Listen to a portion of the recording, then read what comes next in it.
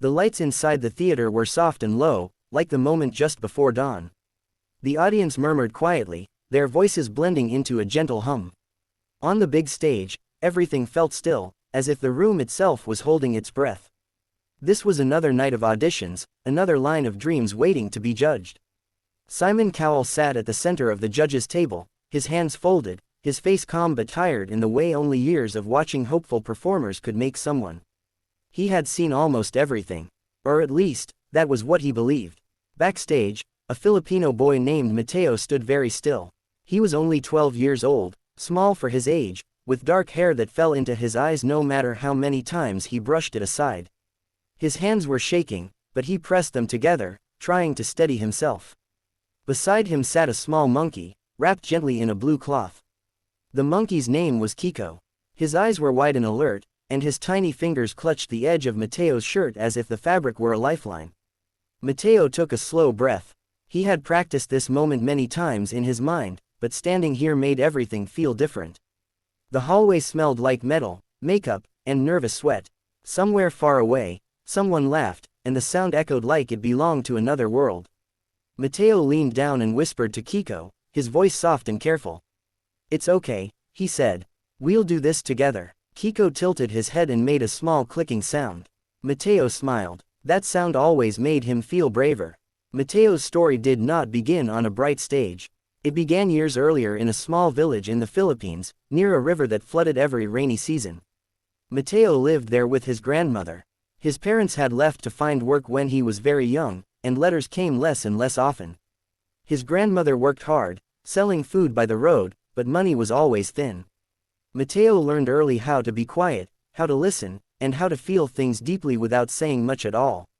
Music became his escape. He sang while sweeping the floor, while walking to school, while sitting by the river at night. He sang softly so he would not bother anyone, but the songs filled the empty spaces inside him. His grandmother used to sit nearby and listen, her eyes closed, her face peaceful. She told him his voice sounded like calm water moving over stones. One afternoon, after a heavy storm, Mateo found Kiko near the riverbank. The monkey was caught in broken fishing wire, weak and shaking. Mateo's heart raced as he carefully freed the small animal. Kiko did not try to bite or run. He only looked at Mateo with frightened eyes, eyes that seemed to ask for help without words. Mateo carried him home, hiding him at first because he was afraid of getting into trouble. His grandmother saw the monkey that same evening. She did not yell, she simply sighed, knelt down, and helped clean Kiko's wounds. "Sometimes," she said, "we rescue each other." From that day on, Mateo and Kiko were rarely apart. Kiko followed Mateo everywhere, sitting on his shoulder while he sang. The monkey seemed to love the music.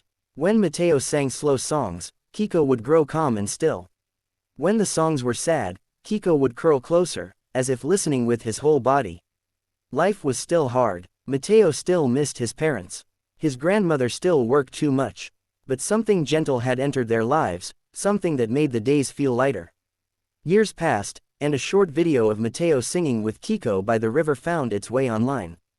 The sound was not perfect, and the picture shook, but the feeling was clear. The video traveled farther than Mateo ever had. One day, a message arrived. An invitation. America's Got Talent. Now, standing backstage, Mateo thought about his grandmother. She was watching from home, sitting in the same old chair, hands folded, praying quietly. Mateo closed his eyes and remembered her words. "Sing like you're telling the truth," she had said. Nothing more. A stage assistant smiled and nodded. It was time. Mateo walked out slowly, Kiko still wrapped in the blue cloth, his small face peeking out. The audience reacted right away. Some people laughed softly, others leaned forward, curious. A boy and a monkey were not what they expected. Simon Cowell raised an eyebrow. He had seen animals on stage before. He had also seen gimmicks. His face showed polite interest, nothing more. "What's your name?" Simon asked. "Mateo," the boy answered, his voice quiet but clear. "And who is this?" Simon asked, gesturing gently toward the monkey. "This is Kiko," Mateo said. "He is my friend." There was a small ripple of sound from the crowd. Simon nodded slowly. "And what will you be doing today?" Mateo swallowed. "I will sing," he said. "For him, and for my grandmother." Simon leaned back slightly. "All right," he said. "Whenever you're ready." The music began softly, just a piano, slow and careful. Mateo took a deep breath. The first notes came out almost like a whisper. His voice was not loud, but it was steady. It filled the quiet space in a way that made people stop moving. As Mateo sang, the room seemed to change. The lights felt warmer. The air felt heavier, not in a bad way, but in a way that made every breath matter. His words spoke of waiting, of loving someone who is far away, of finding comfort in small, unexpected places. Kiko stirred in his arms. Mateo adjusted the cloth, holding him close. The monkey rested his head against Mateo's chest, completely calm. It was clear this was not a trick. This was trust. Simon Cowell's posture shifted. His hand moved from the table to his chin. He watched closely now, not as a judge, but as someone being drawn into a story. Halfway through the song, something unexpected happened. The music softened even more, almost fading away. Mateo stopped singing for a moment. He looked down at Kiko and spoke, not to the audience, but to the small life in his arms. "You're safe now," he said softly. Kiko reached up and touched Mateo's face with gentle fingers. The audience was silent. You could hear breathing. You could hear someone sniffle. Mateo began to sing again, this time without the music. His voice alone carried the sound. It was not perfect, but it was honest. It trembled slightly, and that made it real. Tears filled Simon Cowell's eyes before he realized it. He blinked, surprised, and looked down at the table for a moment. He had built a career on being strong, on keeping distance. But this moment slipped past all of that. It reminded him of things he rarely allowed himself to feel. When the final note faded, Mateo stood very still. He did not smile. He did not bow. He simply held Kiko and waited. For a second, nothing happened. Then the audience rose to their feet. The applause came like a wave, slow at first, then powerful. People clapped with their whole bodies, some wiping their eyes, some smiling through tears. The judges stood as well. Simon Cowell stood last. His face was open, unguarded. Mateo looked confused, overwhelmed. Kiko peeked out at the noise, then tucked his head back against Mateo's chest.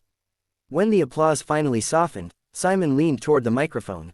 His voice was quiet. "I've been doing this a very long time," he said. "And I don't often feel surprised like this." He paused, choosing his words. "What you did wasn't about showing off," Simon continued. "It was about sharing something real. And that takes courage." Mateo nodded, his eyes wide. Simon took a breath. "Thank you," he said simply. The other judges spoke too, praising the connection, the honesty, the calm power of the performance. But it was Simon's silence afterward that people remembered most. He sat back, wiping his eyes, not caring who saw. Backstage later, Mateo sat on a bench, still holding Kiko. Everything felt unreal, like he was floating just above his own life. A producer knelt in front of him and smiled. "You did something special out there," she said. Mateo nodded slowly. "I just sang," he replied. That night, when the lights were off and the noise was gone, Mateo called his grandmother. The connection was fuzzy, but her face appeared on the screen. She was crying and smiling at the same time. "I saw you," she said. "You told the truth." Mateo smiled, a small, tired smile. Kiko chirped softly. The journey ahead was still long. There would be more performances, more pressure, more waiting. Life would not suddenly become easy. But something had changed. Mateo had learned that his quiet voice could travel far. That kindness could be felt across oceans. That a rescued monkey and a shy boy could remind even the hardest judge that feeling deeply is not a weakness. As Mateo lay down to sleep that night, Kiko curled beside him. He listened to the steady sound of breathing and felt calm. For the first time in a long while, he was not afraid of the future.